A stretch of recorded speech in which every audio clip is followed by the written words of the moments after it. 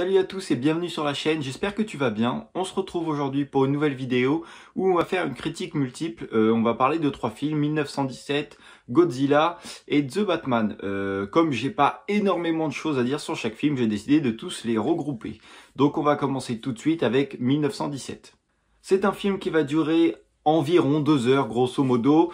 Il a été réalisé par Sam Mendes et faut avouer que je l'ai vu en 4K là il y a pas longtemps, la semaine dernière, et le master du 4K est juste génial. En plus, alors j'ai pas un home cinéma extraordinaire, j'ai une barre de son avec des petites enceintes derrière, mais il faut dire ce qui est, le son est vraiment immersif. C'est vraiment un truc de fou. Il y a plusieurs scènes où tu as des avions ou quoi, et t'entends vraiment dans l'enceinte arrière, et c'est vraiment génial. Tu vois, t'entends, ils étaient en train de se balader dans la cambrousse, et t'as un avion, tu l'entends, enfin t'entends qu'il y a quelque chose au loin, tu l'entends de plus en plus se rapprocher, et je trouve ça vraiment juste génial. Donc j'imagine même pas avec un vrai home cinéma ce que ça pourrait donner.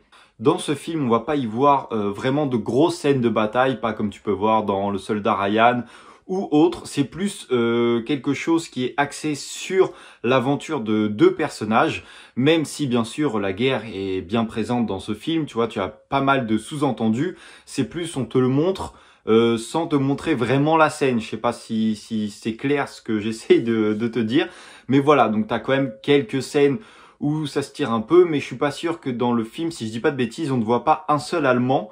Et voilà, c'est plus du sous-entendu et on va plutôt suivre l'histoire des deux personnages.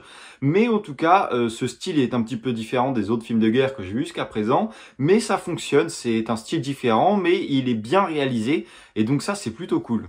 Autre point aussi qui est pas mal, le film dure 2 heures environ comme je te l'ai dit, et je n'ai pas vu passer ce temps. J'ai pas décroché, c'est ni trop long ni trop court, c'est bien développé. À la fin du film, tu te dis pas que bah mince, ils auraient peut-être pu développer un peu plus là. Non, je trouve que le temps est vraiment pas mal, et si tu ne l'as pas vu, c'est un film que je vais vraiment te conseiller si tu aimes les films de ce genre. On va enchaîner avec Godzilla qui est sorti en 2014, que je n'avais absolument jamais vu. Je n'ai vu aucun film de monstres. J'ai acheté le coffret qui était sorti et j'ai décidé de me les faire. Donc là, pour l'instant, j'ai vu Godzilla qui dure aux alentours de 2 heures. Le film a été réalisé par Gareth Edwards.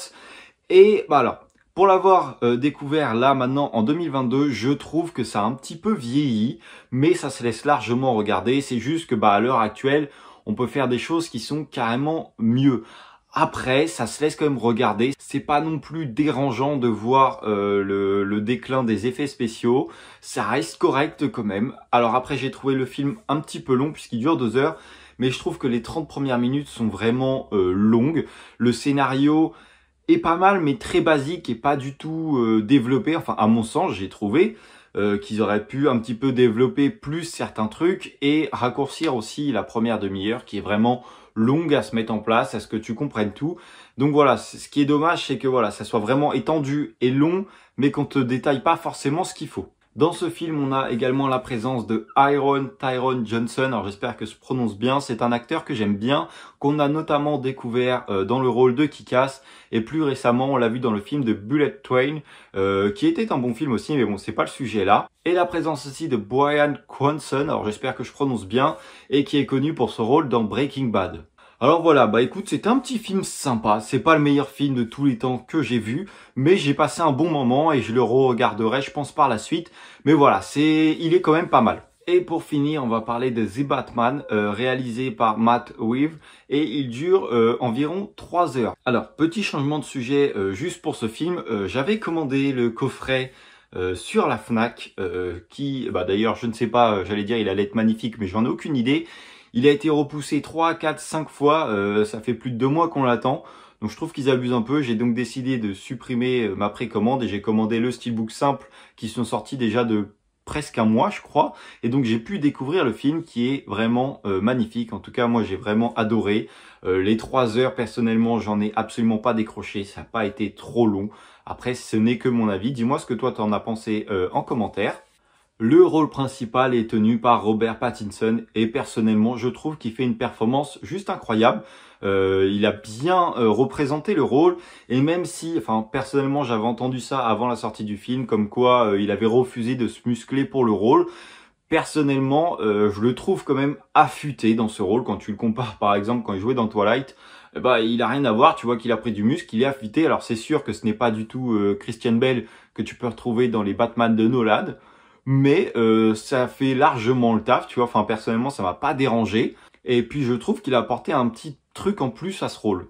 Et on va y retrouver Zoe Kravitz, alors pareil, j'espère que je prononce bien, dans le rôle de Catwoman, qui pareil, fait une bonne performance d'actrice.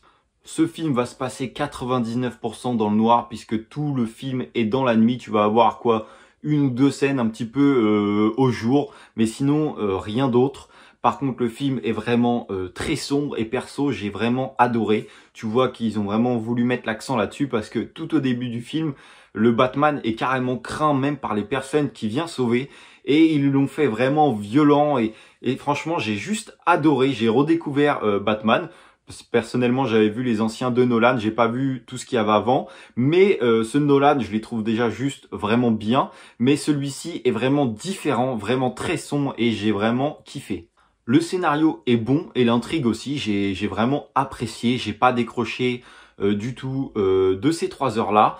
Je l'ai regardé en 4K, le 4K est juste magnifique, surtout que comme ça se passe dans le sombre, ils n'ont pas intérêt d'avoir une image qui est vraiment à chier, sinon tu ne verras rien. Le son est très immersif et donc j'espère qu'il y aura vraiment une suite, en tout cas je l'attends avec impatience. Donc voilà, ça y est, c'est la fin de ces 3 petites critiques. Dis-moi si tu as vu les films et ce que tu en as pensé en commentaire. Moi je te dis à la prochaine pour une nouvelle vidéo. Salut!